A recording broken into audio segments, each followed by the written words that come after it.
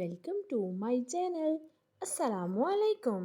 आइए जानते हैं गुलशन नाम के मायने और इसकी तफसील। हमारा आज का बेबीज़ गर्ल्स नेम है गुलशन। गुलशन के इंग्लिश में स्पेल्स हैं GULLSHAN गुलशन। ये एक इस्लामिक नेम है और लड़कियों के लिए रखा जाता है ये नाम। इस नेम के मायने हैं बाग, गुलशन। इस नेम की तफसील है गुलशन आरा, गुलशन अहमद। इस तरह से हम ये नाम रख सकते हैं। आप भी अपने नाम का मायने जानने के लिए कमेंट्स में अपना नाम लिखें और मायने जानिए।